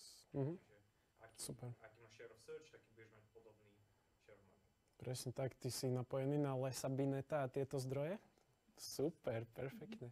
Áno, skvelý point, presne tak, že spraviť nejaký prieskum o značke, ťa bude stať 2000 eur a teraz nejaká agentúra si nájde 1000 vzorkov panelistov, ktorých sa to opýta. Ale áno, presne, vyhľadávanie brandových slov je fantastický ukazovateľ toho, že či povedomie o tebe rastie, alebo ako sa to teda vyvíja, lebo proste keď to ten človek že ten Google je ako taká digitálna moderná spovednica, že keď tam ten človek píše, tak vieš veľa z toho vyvodiť, že proste čo robí, čo ten človek má na mysli, čo hľadá. A teraz keď tvoje brandové slovo, čiže v tvojom prípade je to tvoja osoba, tvoje meno, priezvisko, sa z roka na rok stupňuje, tak to bude presne odzrkadlením tých brandových kampaní. Hej, a super. Je to akože zadarmo. To sú cez Keyword Planner, aj Google Ads. Presne tak. Si to vie nájsť cez Google Trends. Alebo potom používaš také, že Google Search Console, to je to, čo povedal Tadeáš, to sú vlastne pre Google Ads nástroje, ale keď robíš nejaké SEO, alebo takéto, že generické hľadanie v Google, tak on ti to tiež umožňuje práve cez Search konzolu, môžeme si ukázať. A tá ti povie, že vlastne, keď sa tvoj web zobrazil, ukážem na našom prípade, v Google, ale teraz tom neplatenom, hej, takže čo tam tí ľudia zadávali. Čiže v našom prípade, keď sa zobrazil náš web, tak tam ľudia písali toto, digitálne marketing, tdd. A ja keby som chcel analyzovať výkonnosť nášho brandu, čo proste zatiaľ nerobíme, ale keby som chcel, tak sa budem pozerať na kľúčové slovo Luminary, Ja tu si nastavím nejako, že rok. A keby som tú brandovú komunikáciu robil dobre, no tak chcem vidieť, že tá hľadanosť bude mi takto stúpať. Čiže to je presne ono. A tu ešte som chcel doplniť, toto bola prvá prednáška, tam sme mali takýto slide, čo sa týka teraz, že síly brandu, hej, keď sme hovorili o tom, že strašne sa to podceňuje a všetci tlačia do performanceu, ale že, jak sa to, Peti, robí, toto? Áno. Ježičo. Že vlastne, hej, keby sme zakryli názvy týchto, tak ty presne vieš, že ktorá značka k tebe hovorí. No a jasné, že potom niektorí majú taký pocit, že OK, tak ja sa nemôžem s Coca-Colou porovnávať, lebo to je gigantická značka, 170 ročná, no že ona sa tam nedostala len tak zo dňa na deň, ale že to je proste dlhodobý proces brand buildingu, awarenessu, sústavne sa proste nejako spájaš v mysli zákazníka so svojou kategóriou a tak ďalej. A potom, keď ten brand máš silno vybudovaný, no tak už aktivačná kampaň, performance marketing má úplne iný výsledok. Vieš, že keď Apple spustí, že kúp si iPhone, tak sa všetci idú potrhať, ale... Čiže tak. A vidím, že je ako dôležité nastaviť si na webe to SEO, akože je to stále niečo, čo To už teraz úplne miešame, že... Ale áno. Vieš čo, keď chceš, môžem ti poslať túto našu prvú prednášku, tam sme mali vlastne... Počkaj, dám obsah. Na prvej prednáške sme preberali toto všetko. Aké sú Brand Essentials. 170 slajdov mala. Hodinu a pol asi. No ale vlastne tuto máš zhrnuté, hej, že všetky taktiky proste digitálneho marketingu a že teraz niekto si vyberie, že ja robím iba Instagramové storky. Ale že proste ty tam máš web, grafika, fotky, video, texty, copywriting, čo bol teraz Dano prednáška, máš nejaké CRM-ko, UX, ty robíš teda UX, ne? Že vlastne ten web a všetko musí nejako vyzerať, musí tam byť nejaká používateľská skúsenosť, aby to bolo dobré. CRO, že conversion rate optimization, že už máš nejaký konverzný pomer, ale ten sa dá zlepšiť, že príde ti na web 100 ľudí, 10 skonvertuje, konverzný pomer je 10, ale ty vieš spraviť, aby bol 15, a tak ďalej. Analytika, SEO, PPC, content, blablabla, no proste tu sú zhrnuté všetky taktiky, ktoré existujú v tom digitále. A teraz každá jedna by mala nejakou malou čiastkou prispieť k tomu, aby tvoj biznis rástol. A teraz, dobre, pýtaš sa na SEO, tak áno, SEO je dôležité. Ale že počkaj, prepnem toto, čo sme si ukazovali, že... Dobre, SEO je maratón, áno, to bolo tuto, že keď robíš SEO, tak je to maratón, lebo ty robíš niečo, čo sa prejaví reálne v Google možno o pol roka, alebo o rok, alebo vôbec. Lebo je tam extrémne veľa, tuto sú také váhy, že z čoho pozostáva SEO, a že Google samotný uvádza, že asi že 200 faktorov vplýva na ranking tvojho webu.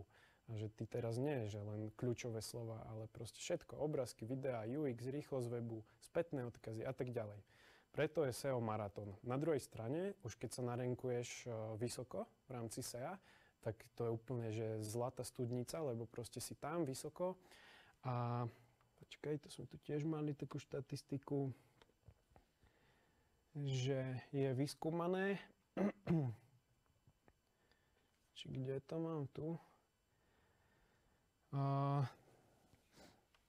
že vlastne tieto tri prvé pozície berú štatisticky, že 33%, 16% a 8% všetkých preklikov na dané kľúčové slovo. Čiže ty, keď si v top 3, tak máš akože naozaj, že super zdroj návštevnosti zdarma. Lebo to je, hej, SEO je neplatené. A že ty, kým sa tam dostaneš, tak to môže stať strašne veľa času, energie a peňazí. Kdežto na druhej strane to PPC, ten výkonnostný marketing, je taký šprint, že ty to zapneš a zajtra ti to pobeží. Ale keď to vypneš, tak ti to prestane fungovať.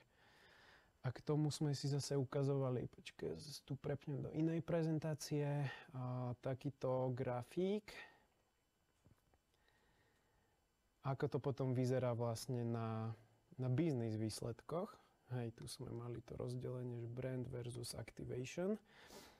Toto je, teda až poznáš tohto pána? Super, super. Počkaj, ty si namakaný. Som nevedel. Ešte aj školu má u neho, nie? Mark Ritson, čiže takto. Ešte zatiaľ nie, ale No. plánujem. No. Že brand versus activation. Čiže brand je, že ty ten svoj stromček polievaš a potom aktivačné výkonnostné kampane, performance marketing je už to zbieranie jablčok. No a že ono to potom vyzerá takto nejako, že brandová kampaň versus výkonnostná kampaň. A to je presne to, čo hovorím, že PPC zapneš, máš predaje, vypneš, na druhý deň presne nemáš nič, lebo tá reklama nejde. Brandová kampaň, alebo tiež v tom prípade dá sa povedať aj o SEO takto, že trvá to dlho, ale proste kontinuálne ideš, no a potom už ti to priamo prináša dlhodobo tie predaje, hej. A že potom ešte je takto, že ideálny mix je, že nie že jedno alebo druhé, ale robiť oba prístupy naraz. Toto je... A uvedomiť aj to, že v podstate, keď priamo na tom webe, hej, a máš dobre urobené to SEO, proste tí ľudia, ktorí prídu, začnú hľadať, rovno idú na teba. To sú už priami ľudia, ktorí, nie je to v podstate reklama na Facebooku, na Instagrame, taká, že cieliš na všetkých a možno tých ľudí to ani nezaujíma, ale ten človek už priamo hľadá tú konkrétnu vec.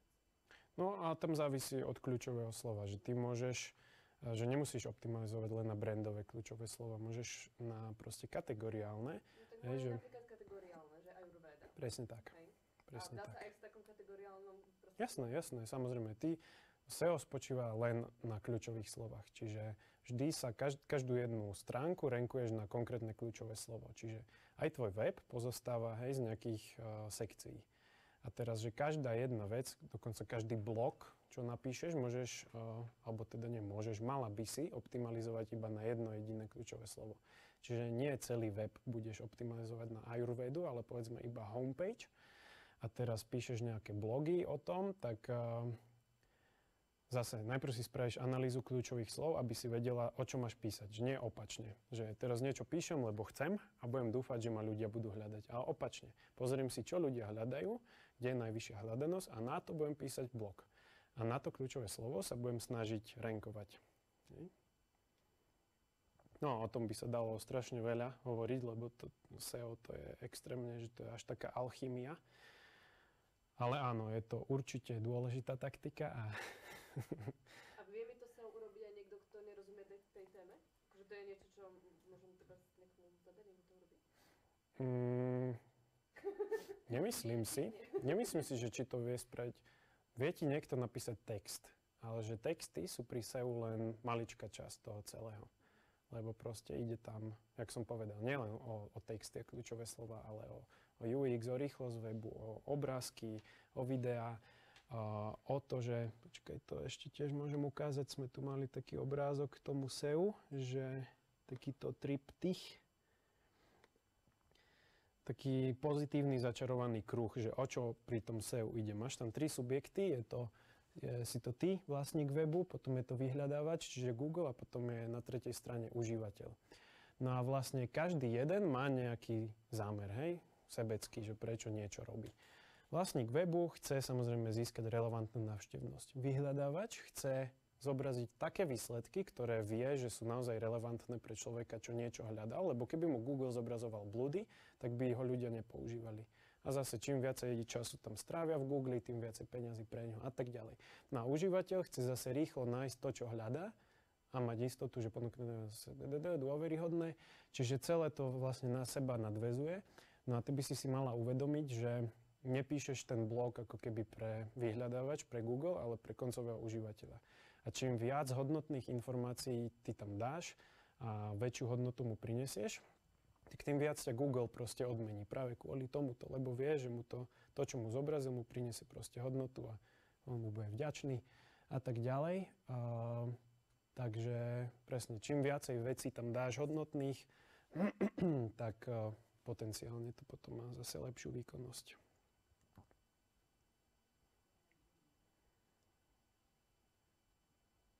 Ťažké veci. Je toho milión a teraz, že na každú oblasť máš proste špecialistu, ktorý je, vieš, niekto... Hovorím, že veľa ľudí, veľa peniazí. No. Vieš, ale potom treba o tom vedieť, lebo prídu inzerenti, že mám rozpočet 20 eur na všetko, správ mi zázraky, ale že tak my nie sme kúzelníci. To je jedna vec, ale druhá vec je aj opačná, vieš, že v podstate, pokiaľ o tom ľudia nevedia, tak sú freelanceri, alebo sú agentúry, ktorí to robia tak, ako to robia a prakticky peniaze idú dolu v tom. Áno, to je pravda, Preto tá transparentná komunikácia, o ktorej repovala aj naša umelá inteligencia, je podľa mňa základ. Lebo častokrát, keď to klientovi vysvetlíš normálne, proste transparentne a nebudeš sľubovať nejaké bludy, tak to bude úplne ináč brať, ako keď mu agentúra nasľubuje neviem aké hory doly a potom samozrejme sa to nestane a tak ďalej. My teraz máme napríklad tiež situáciu, že tak, jak som ukazoval tú mechaniku kampane, že keď človek príde na web, tak našou úlohou ako keby pri kampani je doviesť relevantného človeka na web. Ale že to, čo už potom človek na tom webe spraví, absolútne nemáme my v rukách. Ja nemám nad tým kontrolu. A keď ten web toho inzerenta je spravený zle, tak ja mu radšej poviem, že nie, že počkajme ešte pol roka, ale poďme najprv opraviť ten web, lebo ja ti môžem spustiť kampaň. A ty vyhodíš 3000 peňazí do vzduchu a prídu ti ľudia dokonca relevantní na ten web, ale oni nespravia to, čo chceš.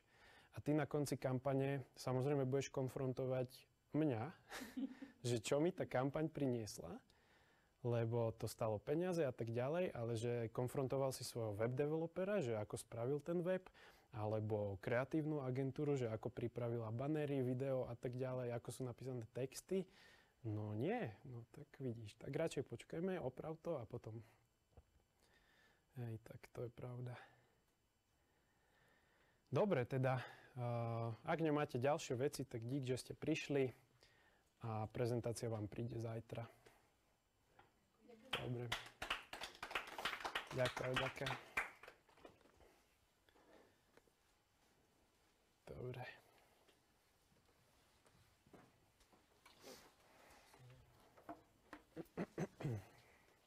Mohol by som sa s tebou porozprávať, keď máš Jasné, chvíľku. kľudne. Vedel by si mi pripomínať svoje meno? Hej, počkaj, dám ti vizitku. Jano. Janči. Prvýkrát som sa zúčastnil